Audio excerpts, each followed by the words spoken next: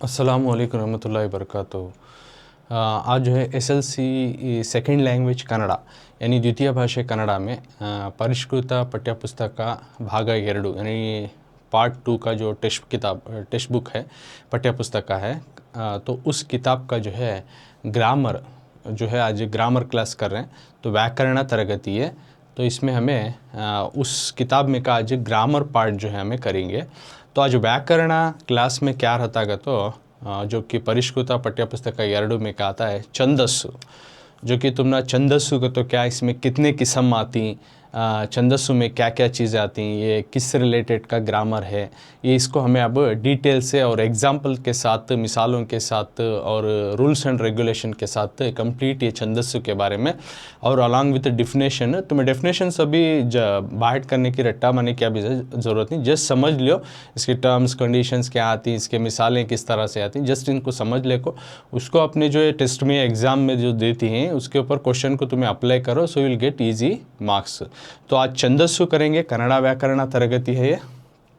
सो कन्नड़ व्याकरण उसमें छंदस्सु। तो सबसे पहले छंदस्सु का तो क्या ये देखेंगे हमें। छंदस्सु का तो एक किस्म है जो कि ग्रामर में आता है, कन्नड़ ग्रामर में, जो अब तक हमें अलग अलग सीखे, जैसे समासा सीखे, संधिगणु सीखे, तत्सम तद्भव सीखे। व्याकरण क्लासेस में इनका अलग डिटेल से डीप से मैं कर रहा हूँ, तो तुम्हें जाकर व्याकरण क्लासेस में देख ले सकती। तो उसी तरह आज व्याकरण क्लास में हमें छंदस्सु के बारे में डिटेल से डीप से जानेंगे। तो छंदस्सु का तो क्या, तो हमें अब ये ग्रामर का किस्म है, अब इसको हमें विथ डेफिनेशन के साथ समझेंगे।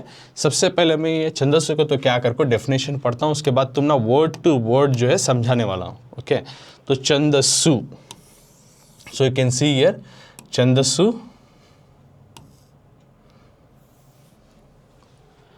ವ್ಯಾಕರಣವು ಗದ್ಯ ಪದ್ಯಗಳೆರಡಕ್ಕೂ ಸಂಬಂಧಿಸಿದರೆ ಛಂದಸ್ಸು ಕೇವಲ ಪದ್ಯಗಳಿಗೆ ಸಂಬಂಧಿಸಿದೆ. ಒಂದು ಗೊತ್ತಾದ ಸಾಲುಗಳ ಆರ್ ಪಾದಗಳ ನಿಯಮದಿಂದ ಬರೆದವುಗಳೇ ಪದ್ಯಗಳು. ಪದ್ಯಗಳು ಸಾಲುಗಳಿಂದಲೂ, ಸಾಲುಗಳು ಪ್ರಾಸ ಯತಿ ಗಣಗಳ ನಿಯಮಗಳಿಂದಲೂ ಕೂಡಿರುತ್ತವೆ. ಅವುಗಳನ್ನು संक्षिप्तವಾಗಿ ತಿಳಿಯೋಣ. ओके, ये डेफिनेशन है। तो अब हमें इसका वर्ड टू वर्ड जानेंगे, क्या बोलना चाह रही हैं। छंदस्सु, छंदस्सु एक किस्म है जो ग्रामर में, कन्नड़ ग्रामर में, कन्नड़ व्याकरण में आता है। ओके, अब ये क्या आकर को हमें जानेंगे। व्याकरणವು, व्याकरणವು को तो ग्रामर में, ग्रामर, ओके, गद्य और गद्य व्याकरण जो है, कन्नड़ का व्याकरण यानी कन्नड़ का जो ग्रामर है वो गद्य यानी लेसन, पद्य यानी पोयम, ओके, गद्य यानी लेसन, पद्य यानी पोयम, गलेरडक्कू यानी दोनों को, गद्य और पद्य को यानी लेसन और पोयम नज़म दोनों को संबंधिसिदरे रिलेटेड है, दोनों से जो है ये आपस में रिश्ता है। किसका, छंदस्सु का जो है, जो कन्नड़ ग्रामर में। सबसे पहले ये जान लियो कि छंदस्सु का तो कन्नड़ का ग्रामर या व्याकरण में वो लेसन और पोयम दोनों से रिश्ता रखता है, यानी दोनों का रिलेटेड है। सिर्फ लेसन का ये पार्ट में हमें देखते थे कि पिछली क्लासेस में ग्रामर आता था, तो इस क्लासेस में देखनी तुम्हें छंदस्सु जो है पोयम पार्ट में आ रहा है। ओके, मतलब ये लेसन और पोयम दोनों से रिश्ता रखता है। क्या, छंदस्सु सिर्फ लेसन का रिलेटेड नहीं रहता, गद्य पद्यगಳೆರಡಕ್ಕೂ यानी लेसन पार्ट और पोयम पार्ट दोनों से जो है ये ताल्लुकात रखता है। क्या, छंदस्सु दोनों में भी आता है अगर को। ओके, ये फर्स्ट पॉइंट। नेक्स्ट, छंदस्सु, छंदस्सु जो है, ये छंदस्सु जो है केवल सिर्फ पद्यಗಳಿಗೆ संबंधिसिदे। ओके, ये छंदस्सु जो है सिर्फ यहाँ पे इसमें जो है सिर्फ पोयम से रिश्ता रखता है। छंदस्सु जो है ग्रामर जो है लेसन और पोयम दोनों से रिश्ता रखता है, ग्रामर व्याकरण। ओके, लेकिन छंदस्सु जो है, स्मॉल करेक्शन कर लो, जो छंदस्सु जो है सिर्फ पोयम या नज़म से ताल्लुकात रखता है। व्याकरण, कन्नड़ का व्याकरण जो है, ग्रामर जो है, यानी वो लेसन पार्ट और पोयम पार्ट दोनों से रिश्ता, दोनों का रिलेटेड है। लेकिन छंदस्सु जो है सिर्फ और सिर्फ पोयम का रिलेटेड है, सिर्फ और सिर्फ पोयम से रिश्ता, पोयम से ताल्लुकात रखता है। कौन सा? छंदस्सु। व्याकरण लेसन पार्ट और पोयम पार्ट दोनों से रिश्ता रखता है, दोनों से ताल्लुकात, दोनों से रिलेट करता है। लेकिन जो छंदस्सु जो है उसमें का छंदस्सु जो आता है सिर्फ और सिर्फ जो है पोयम से रिश्ता यानी पोयम से ताल्लुकात रखता है। ಒಂದು एक ಗೊತ್ತಾದ ಸಾಲುಗಳ एक मालूमात रहने वाले लाइन्स का, एक नज़म का लाइन्स का, पादगड़ा का तो भी वो एक लाइन्स नज़म का लाइन्स को जो है नियमದಿಂದ रूल्स एंड रेगुलेशन से, नियमों से ओके बरेदವುಗಳೇ लिखे गए जो है पद्यಗಳು। ओके जो छंदस्सु में क्या है, एक मालूमात रहने वाले लाइनों को एक रूल्स एंड रेगुलेशन से जो लिखे जाती हैं उस तरह के नज़म वो छंदस्सु को बोलती। तो पद्यಗಳು पोयम जो है, पोयम कौन सा भी एक नज़म लिए तो एक पोयम लिए तो सालुಗಳಿಂದಲೂ लाइनों से, उसमें लाइन्स देखे जाती हैं, हमें हर एक स्टैंजा में लाइन्स देखे, सालुಗಳು लाइन्स।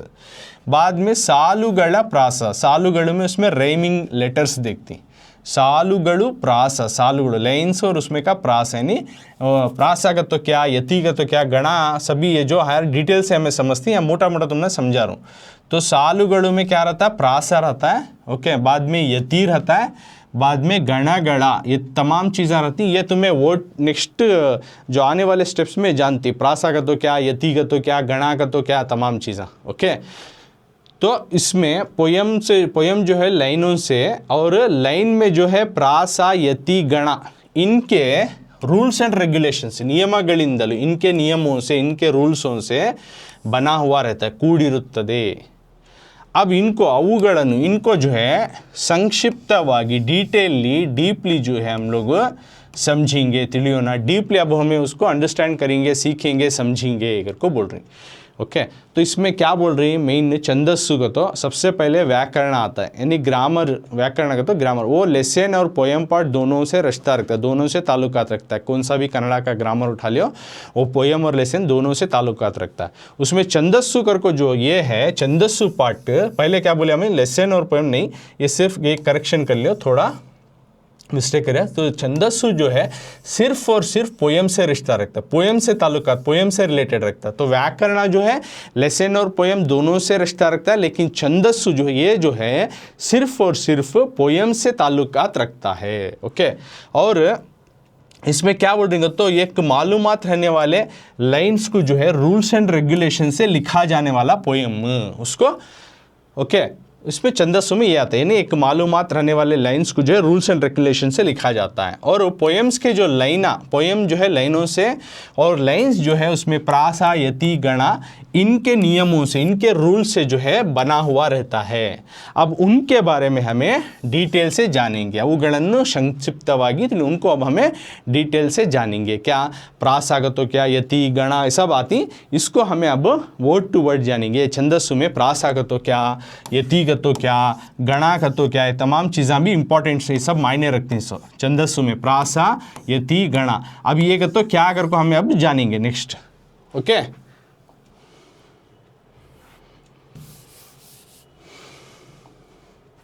तो सबसे पहले प्रासा, प्रासा का तो क्या देखेंगे अब हमें, प्रासा अब लाइन्स में जो है प्रासा आता है ओके। तो प्रासा का तो क्या, प्रासा ಒಂದು ಪ್ರಾಸ एक ಪ್ರಾಸ यानी इसे पढ़ता हूँ पहले। ಪದ್ಯದ ಪ್ರತಿಯೊಂದು ಸಾಲಿನ ಒಂದನೆಯ ಮತ್ತು ಎರಡನೆಯ ಸ್ವರಗಳ ಮಧ್ಯದಲ್ಲಿ ಒಂದೇ ರೀತಿಯ ವ್ಯಂಜನಾಕ್ಷರಗಳು ಬರುವುದನ್ನು ಪ್ರಾಸ ಎನ್ನುತ್ತಾರೆ। ಈ ಪ್ರಾಸವು ಪಾದದ ಕೊನೆಯ ಎರಡು ಸ್ವರಾಕ್ಷರಗಳ ನಡುವೆಯೂ ಬರಬಹುದು करको है। अब इसका हमें वर्ड टू वर्ड जानेंगे, इसका मतलब का तो क्या। प्रासा का तो नंबर 1 प्रासा आता है। प्रासा में पद्यದ पोयम के प्रतियೊಂದು हर एक, पोयम के हर एक सालिना लाइन में, पोयम के हर एक लाइन में, पोयम लिए तो उसमें हर एक लाइन आता नहीं। अब कौन सा भी एक पोयम ले उसमें 4 लाइन आती नहीं, इस तो 3 लाइन आती समझो, या 4 लाइन आती। इस लाइन के पोयम के हर लाइन के पहले ಒಂದನೆಯ ಮತ್ತು ಎರಡನೆಯ स्वर यानी पहले और दूसरे जो है स्वर उर्फ के दरमियान मध्यदली, स्वरಗಳ मध्यदली हर लाइन में पहला लेटर और दूसरा लेटर जो कि स्वर वाला हरूफ है, स्वरा यानी स्वरा कौन सा, आ ई ई उ ए आई ओ, इनका हुरूफ रहना। ओके, इन हुरूफ के दरमियान समझो यहाँ आ है, यहाँ ऊ है। ओके, दो स्वरा है, यहाँ एक स्वरा है, यहाँ एक स्वरा है, तो इनके दरमियान में, इन दोनों के दरमियान में, तो यहाँ आ ऊ है, समझो यहाँ ई ये है, आई ओ है। ओके, तो इनके दरमियान क्या होता है, इन स्वरಗಳ ಮಧ್ಯದಲ್ಲಿ, इन स्वर हुर्फों के दरमियान हर एक लाइन के ಒಂದೇ ರೀತಿಯ एक ही किस्म का जो है व्यंजनाक्षर, एक ही किस्म का, समझो यहाँ व्यंजन आना, का यहाँ भी का आया, यहाँ भी का आया, यहाँ भी का आया, ऐसा एक ही किस्म का व्यंजन आना, हर लाइन के पहले और दूसरे स्वर के दरमियान में एक ही किस्म का व्यंजन आना, ವ್ಯಂಜನಾಕ್ಷರಗಳು यानी व्यंजन वाले हुर्फ बरुವುದನ್ನು आया तो उसे प्रास ಎನ್ನುತ್ತಾರೆ, उसको प्रास अगर को कन्नड़ा ग्रामर में बोलती। ಈ ಪ್ರಾಸವು, ये जो प्रासा है पादದ ಕೊನೆಯ यानी लाइन के आखिरी में, पहले भी बोल रही और इसमें लास्ट में क्या बोल रही, लाइन के आखिरी में भी ಎರಡು स्वराक्षरಗಳ, दोनों स्वरों के बीच में आखिरी, लाइन के आखिरी में भी, यानी यहाँ ये पार्ट में भी, ओके, यहाँ पे भी आ सकता है, नಡುವೆಯೂ ಬರಬಹುದು, यहाँ के दरमियान भी जो है आ सकता है, आखिरी हर लाइन के आखिरी हुर्फों के दरमियान भी जो है एक ही किस्म का व्यंजना आ सकता है, यानी शुरू में भी आ सकता, पहले में भी आ सकता। तो प्रासागत तो क्या कहते, छंदस में प्रासागत तो मालूम रहना, जो लाइन्स के रिलेटेड है, पोएम के जो है लाइन्स के रिलेटेड है, यानी पोएम के हर एक जो लाइन आती, पोएम में समझो 3 लाइन आती, 4 लाइन आती, ओके, कितने भी लाइन आते हर स्टैंजा में, उसमें शुरू होने वाला पहला हुर्फ और हर लाइन का पहला हुर्फ और दूसरा हुर्फ जो कि स्वर वाला हुर्फ, ओके, स्वर वाला हुर्फ ना, उसके दरमियान में एक व्यंजना वाला हुर्फ आना, ओके, एक कॉन्सोनेंट वाला हुर्फ, 2 वोवेल्स वाले हुर्फ रहना पहला और दूसरा, बीच में कॉन्सोनेंट वाला हुर्फ एक ही किस्म का आना हर लाइन में, फर्स्ट सेकंड थर्ड फोर्थ कितने भी लाइन हो उसमें एक ही किस्म का जो है व्यंजना आना, एक ही किस्म का जो है कॉन्सोनेंट से हुर्फ आना, तो उसको बोलते हैं प्रासा।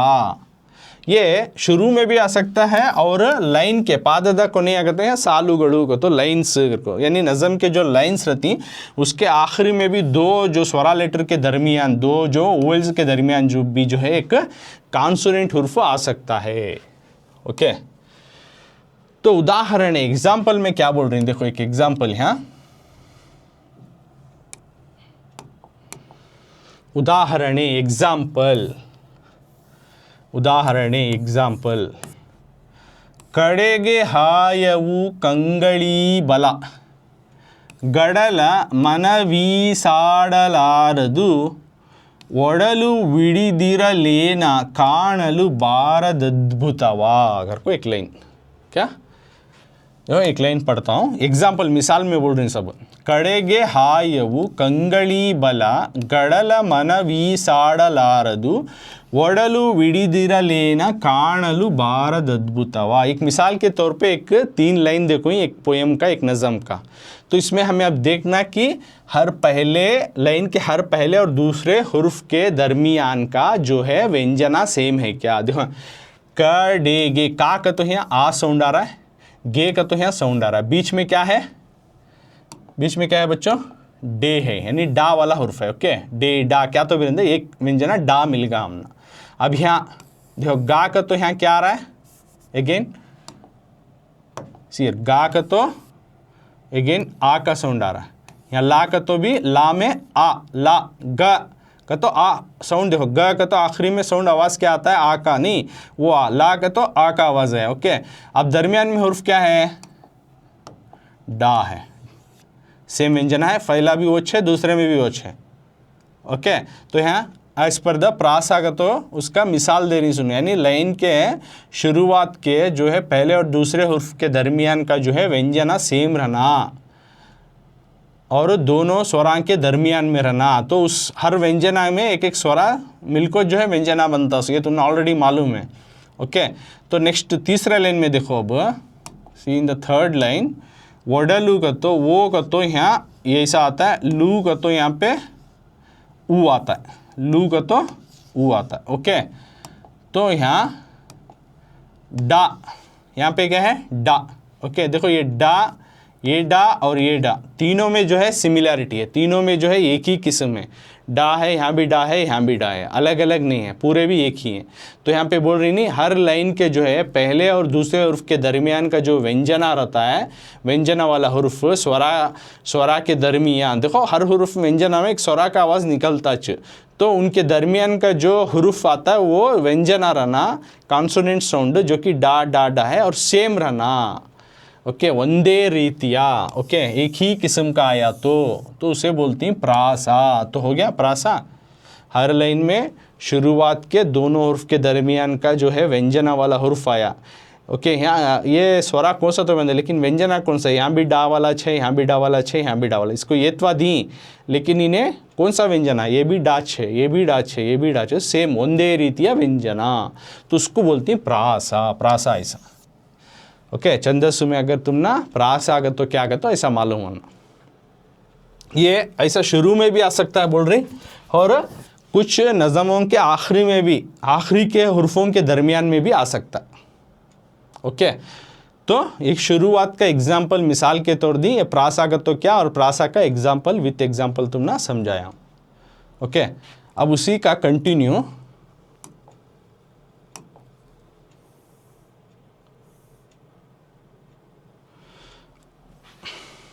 अब क्या बोल रही, अब मिसाल के थ्रू हमें समझे। ईमेलिना, देखो एक बार पढ़ता हूं उसके बाद तुम ना समझाता हूं। ईमेलिನ ಪದ್ಯದ ಪ್ರತಿಪಾದದ ಆರಂಭದಲ್ಲಿ ಬಂದಿರುವ ಡ ಅಕ್ಷರ ಪ್ರಾಸವಾಗಿದೆ. ಪ್ರಾಸಾಕ್ಷರದ ಹಿಂದೆ ಹ್ರಸ್ವಸ್ವರವಿದ್ದರೆ ಎಲ್ಲ ಸಾಲುಗಳಲ್ಲಿ ಹ್ರಸ್ವಸ್ವರವು, ದೀರ್ಘಸ್ವರವಿದ್ದರೆ ಎಲ್ಲ ಕಡೆ ದೀರ್ಘಸ್ವರವು, ಅನುಸ್ವಾರ ವಿಸರ್ಗಗಳಿದ್ದರೆ ಎಲ್ಲ ಕಡೆ ಅನುಸ್ವಾರ ವಿಸರ್ಗಗಳು ಬಂದಿರಬೇಕು. ಪ್ರಾಸದಲ್ಲಿ ಸಿಂಹಪ್ರಾಸ, ಗಜಪ್ರಾಸ, ಋಷಭಪ್ರಾಸ, ಅಜಪ್ರಾಸ, ಶರಭಪ್ರಾಸ ಹಾಗೂ ಹಯಪ್ರಾಸ ಎಂಬುದಾಗಿ 6 ವಿಧಗಳಿವೆ. ಪ್ರಸ್ತುತ ಪದ್ಯದಲ್ಲಿ ಬಂದಿರುವ ಪ್ರಾಸಾಕ್ಷರಗಳನ್ನು ಗುರುತಿಸಿ बरेरी करको देखो। मतलब अब ये वर्ड टू वर्ड जानेंगे। अब क्या बोल रहे हैं इसका, तो ये ईमेलिना, ये ऊपर जो दिए गए हैं, ये ऊपर हमें अब जो मिसाल के थ्रू देखे नहीं, वो पद्यद इस पोयम के प्रतिपादद हर एक लाइन में, ऊपर दिए गए नज़म के या पोयम के हर लाइन में पद्यद प्रतिपादा, पद्य का तो नज़म, प्रति का तो हर एक, पादा का तो लाइन्स, ये ऊपर दिए गए नज़म के हर एक लाइन में आरंभदल्ली, शुरुआत में, ये शुरुआत में बंदिरुवा, आने वाला जो है, आया हुआ डा अक्षरा, डा हुर्फ प्रासवागिदे, इसमें शुरुआत में आने वाला क्या है, दरमियान में आने वाला हर हुर्फ जो है प्रासा जो है डा है करको बोल रही। ओके स्वरा कौन सा है, व्यंजना डा है. प्रासाक्षರದ ಹಿಂದೆ यानी ये प्रासाक्षर के पीछे, हिंदे पीछे ह्रस्व स्वरविद्ದರೆ यानी ये प्रासा हुर्फ है, डा डा है, इसके पीछे ह्रस्व स्वर, इसके जो ह्रस्व स्वर देखो का ग वो ह्रस्व स्वर. ओके ये सब में भी ಎಲ್ಲ ಸಾಲುಗಳಲ್ಲಿ हर एक लाइन में देखे तो क ग ओ, देखो का का तो यहाँ क्या आ रहा है, का का तो स्वर आ रहा है, गा का तो आ रहा है, ओ का तो ये. ओके इनमें का छुपा हुआ स्वर ये है नहीं. तो ये लाइन के हर एक के, पोयम के जो है हर एक लाइन में जो है पहले जो प्रासाक्षर है, ये हुर्फ के पीछे वाला हुर्फ का जो है ह्रस्व स्वर, हर एक में जो है ह्रस्व स्वरा ही, दीर्घ स्वरा नहीं है. देखो आ भी ह्रस्व स्वरा, ये भी ह्रस्व स्वरा, वो भी ह्रस्व स्वरा, यानी जो प्रासा लेटर सेम हुर्फ यानी व्यंजनाक्षरा, उसके पिछले वाला हुर्फ देखे तो हमें वो ह्रस्व स्वरा वाले हुर्फा रहती हैं, दीर्घ स्वरा वाले नहीं रहते. ह्रस्व स्वरा में 2 किस्में, यानी ह्रस्व स्वरा में 2 किस्में, ह्रस्व स्वरा, दीर्घ स्वरा अगर को, राइट.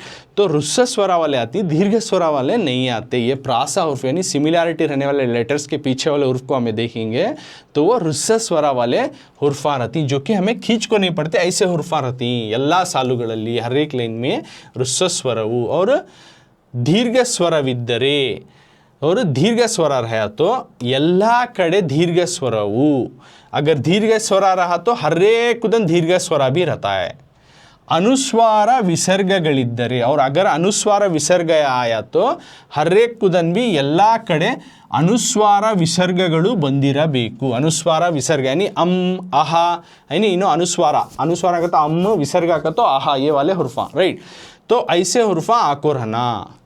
और प्रासದಲ್ಲಿ प्रास में सिंह प्रासा, गज प्रासा और ये प्रासा के किस्म है, सिंह प्रासा, गज प्रासा, वृषभ प्रासा, अज प्रासा, शरभ प्रासा ಹಾಗೂ ಹಯ ಪ್ರಾಸ ಎಂಬುದಾಗಿ 6 ವಿಧಗಳಿವೆ। ಪ್ರಾಸದಲ್ಲಿ ಎಷ್ಟು ವಿಧಗಳಿವೆ करको पूछ सकती हूँ 1 मार्क, तो ये लिखना 6 विधಗಳಿವೆ। कौन से बा प्रासಗಳ में 6 विधा हैं, कौन से वो 6 विधा हैं सो ओके।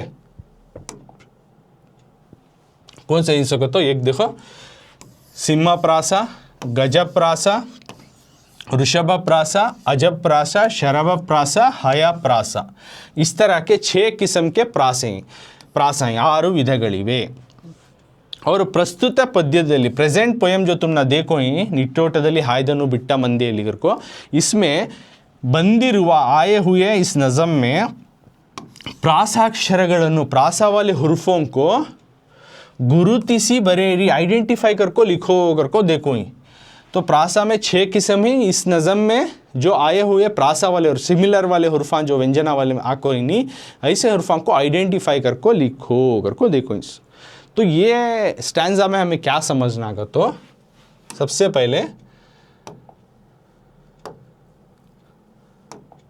देखो ऊपर दिए गए पोएम में हर एक लाइन के बिगिनिंग में डा हुर्फ, हर एक लाइन के बिगिनिंग में जो है डा वाला हुर्फ सिमिलैरिटी से मिलता है। और क्या बोल रही, प्रासा में कभी भी जो प्रासा हुर्फ आता नहीं लाइन में का, जो ये हुर्फ सिमिलर है तो उसको प्रासा बोलती है। ये हुर्फ के पिछले वाले हुर्फ हर लाइन में अगर ह्रस्व स्वर जल्दी से बोलने वाले हुर्फा रहे तो, खींच के नहीं जल्दी से बोलने वाले हुर्फा रहे तो ह्रस्व स्वर, जैसे कि आ ई उ रु ये वो ऐसे हुर्फा रहे तो उन्हों पूरे लाइन में भी ह्रस्व स्वरा छती। एक ह्रस्व स्वरा रहा तो यहाँ दीर्घ स्वरा, यहाँ अलग स्वरा नहीं आता, पूरे भी ह्रस्व स्वरा रहती। अगर यहाँ दीर्घ वाला की को आगा तो इन्हें भी वैसा चाहता है, यहाँ भी दीर्घ वाला चाहता है। यहाँ ह्रस्व स्वरा एक लाइन में शुरुआत में रहा तो वो छती सो, और अगर अनुस्वारा रहा तो पूरे में अनुस्वारा, विसर्ग वाला हुर्फ रहे तो पूरे में विसर्गा रहती। ओके, एक ह्रस्व स्वरा एक दीर्घ स्वरा ऐसा नहीं आते करको, वो पॉइंट तुम्हें याद रखना। उसके बाद प्रासा में 6 किस्म के ही जो कौन से कहते हो, सिंह प्रासा, गज प्रासा, ऋषभ प्रासा, अजब प्रासा, शरभ प्रासा, हया प्रासा करको। तुमने सेकेंड लैंग्वेज को इतना ये कहते क्या करको, इतना डीप में जाने की ज़रूरत नहीं, इसमें 6 किस्म ही करको याद रख लियो। और लास्ट में क्या देखो ही कहते प्रेजेंट पोएम में तुम ना प्रासा वाले हुर्फा कौन से ही नज़म में मिलती उसको आइडेंटिफाई करको लिखो करको देखो ही। दिस इज़ द एक्टिविटी, ये तुम्हें लिख को मुझे कमेंट्स में डालना कौन से प्रासा वाले हुर्फ निट्टोटದಲ್ಲಿ हायदनु बिट्ट मंडिಯಲ್ಲಿ इसमें मिलती करको। तुम्हें वो लाइन को ये करको तुम्हें पिक करको भी डालो या फिर उसमें टाइप करको तो भी डालो। So do it and comment. So this is the activity for you I am giving. तो समझ में आना बच्चों, छंदस्सु में प्रासागतो क्या समझ में, प्रासा था सबसे पहला पार्ट, तो प्रासागतो अब तक हमें जाने। ओके, और एक बार तुमने प्रासागतो वर्ड टू वर्ड समझाया हूँ मैं, और एक बार दोबारा इसमें हाईलाइटेड बोल तुम देखो, हर एक लाइन में पहला प्रासा मतलब हर एक लाइन में पहला और दूसरे लाइन का स्वरा वाले हुर्फ के दरमियान एक ही किस्म का व्यंजना वाला हुर्फ, कॉन्सोनेंट साउंड वाला हुर्फ आना, उसे प्रासा बोलती। ये लाइन के शुरुआत में भी आ सकता है या फिर आखिरी में भी जो दरमियान में आ सकता है। ओके, तो उसके मिसाल के तौर पर जो है एक नज़म का जो लाइन्स देखो ही, कड़ेगे ಹಾಯವು ಕಂಗಳಿ ಬಲ ಗಡಲ ಮನವಿ ಸಾಡಲಾರದು ಒಡಲು ವಿಡಿದರಲೇನ ಕಣಲು ಭಾರದ अद्भुतवा करको देखो। तो इसमें शुरू के वर्ड्स हमें जिस तरह से ही करको में दिखा दिया, तो वो प्रासा वाले हुर्फ जैसे कि डा डा वाला साउंड आ रहा है। तो नेक्स्ट पैराग्राफ में क्या बोल रही हैं, तो ये ऊपर का मिसाल के थ्रू दिए हुए नज़म को देखो, इसमें हर एक लाइन में जो है शुरुआत में डा वाला हुर्फ मिलता है। ओके, तो इन्हों क्या बोल रही है, ये प्रासा, ये डा वाला हुर्फ को प्रासा बोलती। सेम सिमिलर रहा तो उसे प्रासा बोलते।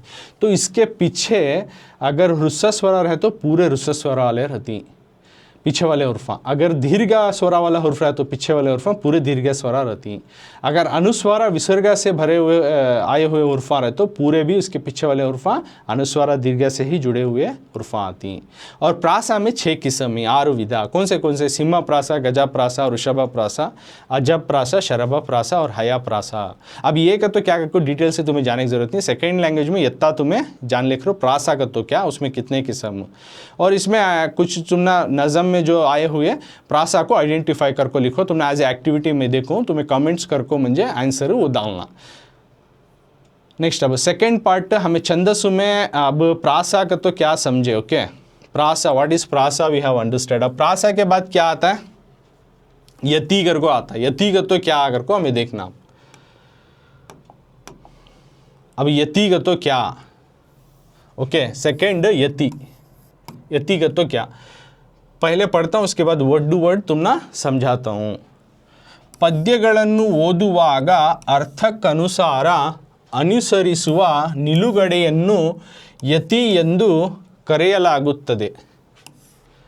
ಕನ್ನಡದ ಕವಿಗಳು ಪ್ರಾಸಕ್ಕೆ ಪ್ರಾಧಾನ್ಯತೆ ನೀಡಿ ಯತಿಯನ್ನು ಅಲಕ್ಷಿಸಿದ್ದಾರೆ. ಹೀಗಾಗಿ ಹಳಗನ್ನಡದ ಪದ್ಯಗಳನ್ನು ಓದುವುದು ಸ್ವಲ್ಪ ಕಷ್ಟವೆನಿಸುತ್ತದೆ. ओके, यति तो क्या अगर को बोल रही हूँ, पद्यಗಳನ್ನು नज़मों को ओदुआगा, नज़म को जब हमें पढ़ती, नज़म को जब पढ़ते हैं ना उस टाइम में अर्थक अनुसार माने के हिसाब से नज़म को जब पढ़ा जाता उनके माने के हिसाब से अनुसरित हुआ फॉलो करने वाले उसको उसके पीछा हमें उसको जो है उसी अंदाज से पढ़ने को जो है निलुगड़ेन वहाँ पे पढ़ने के मीनिंग के हिसाब से जो हमें रोक को जो पढ़ती, ओके पोएम जब पढ़ती उसके दौरान जो मीनिंग के हिसाब से वहाँ रुका कर जो पढ़ती उसको यति यंदु, उसको यति कर को बोलती।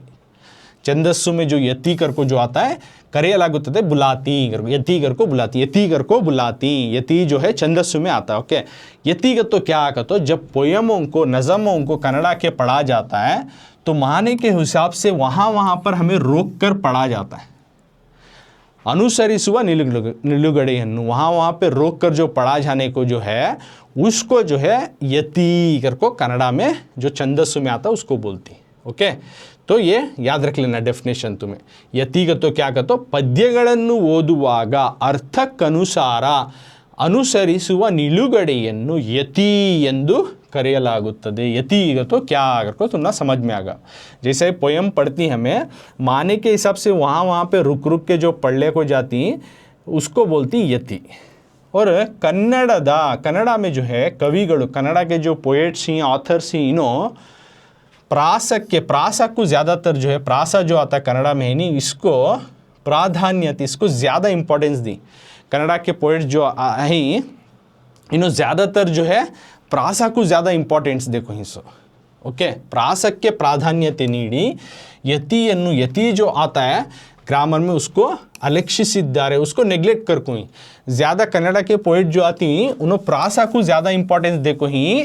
ओके, यति को ज़्यादा इंपॉर्टेंस देखो नहीं कर कोई लाइन में बोल रही सो ಕನ್ನಡದ ಕವಿಗಳು ಪ್ರಾಸಕ್ಕೆ ಪ್ರಾಧಾನ್ಯತೆ ನೀಡಿ ಯತಿಯನ್ನು ಅಲಕ್ಷಿಸಿದ್ದಾರೆ. प्रासा को ज़्यादा इंपॉर्टेंस दी, यति को ज़रा नेग्लेक्ट कर को हीಗಾಗಿ इसलिए हड़गन्नड़ದ इसलिए क्या हो गया तो जो प्रासा को ज़्यादा इंपॉर्टेंस दिया को यति को जो है उतना इंपॉर्टेंस नहीं देने की वजह क्या हुआ है तो हड़गन्नड़ದ पद्यಗಳನ್ನು हड़गन्नड़ के जितने भी नज़म आती तो ये तो एक नडुगन्नड़ का पद्य, इससे पहले का जो आता है वो हड़गन्नड़ पोएम। तो ये पोएम जो ही हड़गन्नड़ದ पद्यಗಳನ್ನು हड़गन्नड़ के पोएमों को ओदुವುದು पढ़ना जो है ಸ್ವಲ್ಪ थोड़ा सा जो है कष्टवेनिसु, थोड़ा सा मुश्किल कहलाता, ಸ್ವಲ್ಪ कष्टवेनिಸುತ್ತದೆ, थोड़ा सा मुश्किल होता हमना कन्नड़ा के नज़मों को पढ़ना थोड़ा सा मुश्किल महसूस होता है। तो ये समझ में आया ना तुमने। प्रासा का तो मैं समझाया विथ एग्जाम्पल और उसमें कितने किस्म आती समझाया। अब उसी छंदस्सु में जो यति का तो क्या समझाया। यति मतलब पोएम जो है पढ़ने के दौरान जो है माने के हिसाब से वहाँ रोक कर जो है नीट से पढ़ा जाता उसको बोलती, उस प्रोसेस को उस टाइप को उस किस्म को जो है यति को बोलती। कन्नड़ा के पोएट्स हमारे क्या करेंगे तो ज़्यादातर प्रासा जो पहले पढ़े नहीं व्याकरण का जो छंदस्सु का पहला किस्म प्रासा, उसको ज़्यादा इंपॉर्टेंस है, उसको ज़्यादा जो है उन्होंने तवज्जो देखो ही, यति को उतना ज़्यादा उन्होंने तवज्जो नहीं देखो ही। तो इसीलिए क्या हो गया तो हम ना हळेगन्नड़ का पद्य, हळेगन्नड़ के जो पोयमा होती ये पढ़ना थोड़ा डिफ़िकल्ट महसूस होता है, ये स्वल्प कष्टवेनिसे थोड़ा हमें देखो ಹೊಸ कन्नड़ के पोयमा कैसे रहती हैं और ये हले नडुगन्नड़ पढ़ना ये कैसा रहती है, थोड़ा ये डिफ़िकल्ट महसूस होता है को बोलती। तो ये हुआ यति के बारे में, ओके। प्रासा हुआ, यति हुआ, ओके। अब छंदस्सु में कौन सा आता बच्चों? गणा, ओके। अब गणा का तो क्या हमें जानेंगे, देखो गणा बोल रहा, गणा का तो ग्रुप करको, ओके। प्रासा हुआ, यति हुआ, अब छंदस्सु में का गणा, गणा का तो क्या करको हमें अब जानेंगे। पहले पढ़ता हूँ, उसके बाद वर्ड टू वर्ड समझाता हूँ। गण ಎಂದರೆ ಗುಂಪು, ಸಮೂಹ ಎಂದು ಅರ್ಥ। ಪದ್ಯದ ಪ್ರತಿಯೊಂದು ಸಾಲಿನಲ್ಲೂ ಮಾತ್ರೆ, ಅಕ್ಷರ ಮತ್ತು ಅಂಶಗಳ ಲೆಕ್ಕದಲ್ಲಿ ಗಣಗಳನ್ನು ವಿಂಗಡಿಸಲಾಗುತ್ತದೆ। ಗಣ ವಿಂಗಡಿಸುವ ಮೊದಲು ಪ್ರಸ್ತಾರ ಹಾಕುವುದನ್ನು ತಿಳಿದಿರಬೇಕು। ಪದ್ಯದ ಅಕ್ಷರಗಳಿಗೆ ಲಘು ಗುರು ಗುರುತಿಸುವುದನ್ನು ಪ್ರಸ್ತಾರ ಅಥವಾ ಮಾತ್ರೆಗಳ ಲೆಕ್ಕಾಚಾರ ಎನ್ನುತ್ತೇವೆ। ಮೊದಲಿಗೆ ಲಘು ಗುರು ಹಾಕುವ ಕ್ರಮವನ್ನು ತಿಳಿದುಕೊಳ್ಳೋಣ, ओके। गणा का तो क्या करको बोल रही, गणा ಎಂದರೆ गुंपु, गणा मतलब है ग्रुप, गणा मीन्स ग्रुप, गणा मीन्स ग्रुप करको मतलब समूह ಎಂದು अर्थ, इट मीन्स ग्रुप करको। गणा ಎಂದರೆ गुंपु, गणा का मतलब है ग्रुप, समूह या फिर गुंपु और समूह करको। गणा का मतलब कन्नड़ा में बोल रही, गुंपु समूह दोनों का मतलब है ग्रुप करको। गणा का मतलब एक ग्रुप, गणा ಎಂದರೆ गुंपु काम समूह ಎಂದು अर्थ करको। देखो ये नहीं मतलब गणा का मतलब है ग्रुप करको, यानी समूह का तो भी ग्रुप पिच, गुंपु का तो भी ग्रुप। गणा का मतलब है ग्रुप, एक कौन सा भी ग्रुप, ओके। मतलब यहाँ छंदस्सु में क्या आता है ग्रुप कैसा का तो पद्यद नज़म के जो है हर एक प्रतियೊಂದು नज़म के हर एक सालिनल्लू, नज़म के हर एक लाइन में जो कन्नड़ा की जो नज़म आती, पोयम आती, इसके हर एक लाइन में क्या होता है मात्रे करको रहता है, ओके। ये सब तुम्हें आगे जानती, मात्रे का तो क्या हो तमाम चीज़ें, मात्रे, अक्षर ಮತ್ತು अंशಗಳ, यानी कितने मात्रा वाला हुर्फ, कितने अक्षर वाला, कितने हुर्फों वाला, कितने अंश, कितने पॉइंट्स वाला, कितने कंटेंट वाला अंश का तो इसके हिसाब के थ्रू ಲೆಕ್ಕದಲ್ಲಿ, इसके हिसाब के तहत गणಗಳನ್ನು ग्रुप बनाया जाता है, विंगडिಸಲಾಗುತ್ತದೆ, ग्रुप बनाया जाता है। यानी नज़म के हर एक लाइन में मात्रों के तहत, जैसा उसमें मात्रे आकृति नहीं, यानी मात्रे का तो देखो किसी को ये त्वार रहता है, किसी दीर्घ रहता है, गुड़ीसु रहता है, वत्तक्षरा रहता है, तमाम में उसके मात्रे लगे रहती हैं, ओके। इन मात्रों के तहत लाइन के हर एक में मात्रों के तहत हुर्फ या फिर अक्षर हुर्फों के तहत और उसमें का कंटेंट अंशಗಳ के तहत हिसाब दाल को हमें ಲೆಕ್ಕದಲ್ಲಿ ಗಣಗಳನ್ನು ग्रुप बनाती। नज़म के हर एक लाइन में हुर्फों के तहत, मात्रों के तहत हिसाब से जो है दाल को हमें ग्रुप्स बनाती, कि ग्रुप बनाती, उसको गणा बोलते सो। और गणा विंगडिसो, जब गणा बनाती, गणा कर को हमें ये करती, उस टाइम में क्या करती तो सबसे पहले एक ग्रुप बनाना, एक हुर्फों का ग्रुप, एक मात्रों वालों का ग्रुप बनाती है, नहीं इतना इतना अगर हिसाब दाल को, तो बनाने से पहले हमें मोदलू, उससे पहले क्या कर लेना का तो प्रस्तारा, हाँ ये इंपॉर्टेंट, तुम ना प्रस्तारा डालना आना, प्रस्तारा हाकुವುದನ್ನು प्रस्तारा, प्रस्तारा का तो तुमने ऑलरेडी मालूम, जैसा लघु गुरु कर को आता नहीं, ये डालना मालूम है ना, किसे कौन से टाइम आया तो हमें लघु डालना, ये है लघु, इसको बोलते हैं लघु कर को, ये हुर्फ के ऊपर डालते सो, और इसको बोलते हैं गुरु, okay. You know this already, फिर भी तुम ना समझा रहा हूँ, ओके। ये हुर्फों के ऊपर डालना, तो इसकी वैल्यू है 1, गुरु की वैल्यू है 2, ओके। तो ये प्रस्तारा बोलती है, लघु गुरु डालती है हुर्फों के ऊपर, ये कब डालना ऐसा, ये कब डालना कर को हम ना मालूम रहना, उसके रूल्स एंड रेगुलेशन, तो उसको बोलती प्रस्तारा। हुर्फों के ऊपर ये जो लघु गुरु डालती नी, इसको बोलती प्रस्तारा। ये डालना हाकुदन्नु ತಿಳಿದಿರಬೇಕು, हमना मालूम रहना, प्रस्तारा डालना नज़म के ऊपर इस तरह से लघु गुरु डालती ना, ये चीज़ हमना मालूम रहना। को से टाइम में लघु डालना हुर्फ के ऊपर, को से वक्त में हमें लघु डालना, गुरु डालना, कब नहीं गुरु डालना, कब लघु डालना, ये चीज़ें हमना रूल्स एंड रेगुलेशन मालूम रहे तो वो तहत हमें उसके ऊपर लघु गुरु डाल लग जाती, वो डाल लग जाती नहीं लघु गुरु, उसे बोलती प्रस्तारा।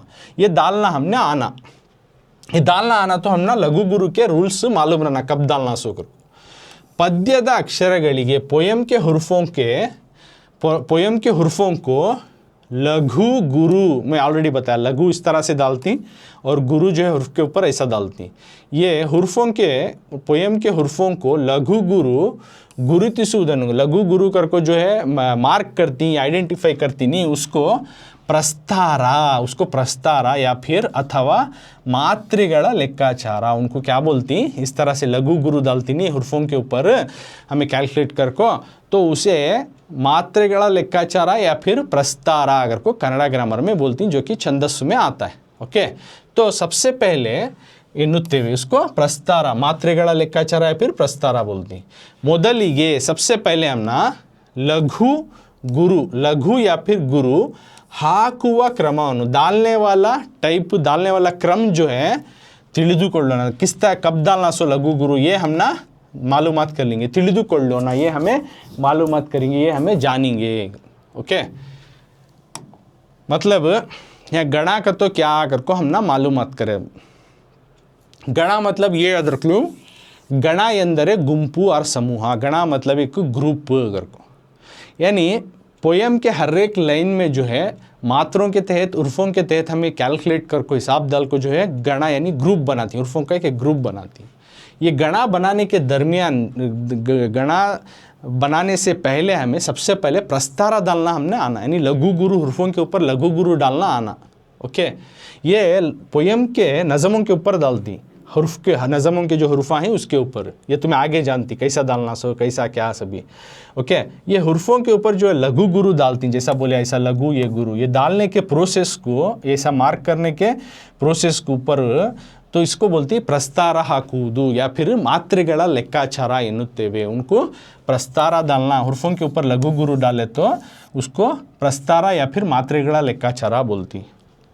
और अब सबसे पहले हमें लघु गुरु कब डालना, ये डालने का क्रम, कौन सा हुर्फ आया तो लघु डालना, कौन सा हुर्फ आया तो हमें गुरु डालना, ये हमें जान करना, ತಿಳಿದುಕೊಳ್ಳಿ, ये मालूमात है तो हमें प्रस्तारा डालते सो, उसके बाद तुम्हें गणा कर सकते सो। सबसे पहले प्रस्तारा डालना यानी लघु गुरु डालना, लघु गुरु डालना तो लघु कब डालना, गुरु कब डालना, ये रूल्स मालूम रहना। उसके बाद प्रस्तारा डालती। ओके, उसके बाद कैलकुलेट करके तुम्हें हुर्फों के तहत, नंबरों के तहत तुम्हें गणा ग्रुप बनाते। ओके, तो सबसे पहले हमें लघु कब डालना, गुरु कब डालना, ये चीज़ें हमना मालूम रहना। अब तुम्हें ये अब तक के क्लास में जो है मैं तुमने समझाया प्रासा का तो क्या, छंदस्सु में प्रासा, छंदस्सु का तो क्या डेफिनेशन समझाया, छंदस्सु कब यूज़ करती कर को, जो कि पोयम का रिलेटेड है कर को, और उसमें प्रासा आता है, यति आता है, गणा आता कर को समझाया। प्रासा का तो क्या विथ मिसाल में समझाया हूँ, और यति का तो क्या, और यति का रिलेटेड क्या कर को समझाया हूँ। उसी तरह गणा का तो क्या, गणा में प्रस्तारा का इम्पोर्टेंस क्या है। ओके, तो ये इतना समझाऊँ तो ये हुआ छंदस्सु का प्रासा, यति, गणा। तो अब आगे हमें नेक्स्ट क्लास में क्या जानेंगे, ये प्रस्तारा कैसा डालना, कौन सा हुर्फ आया तो हमें लघु डालना, कौन सा हुर्फ आया तो हमें गुरु डालना, ये हमें डिटेल से स्टेप बाय स्टेप हमें अगली क्लास में प्रस्तारा नज़म में जो है देती हूँ नो, हमें प्रस्तारा कैसा डालना, गणा को जाने से पहले हमें प्रस्तारा हुर्फों के ऊपर गुरु लघु गुरु डालना आना, ये कब डालना सो कर को हमें अगली क्लास में डिटेल से इसके बारे में जानेंगे। ओके, तो ये हुआ छंदस्सु का प्रासा, यति, गणा। इसके आगे का जो है कंटिन्यूटी हमें नेक्स्ट क्लास में कंटिन्यू करेंगे।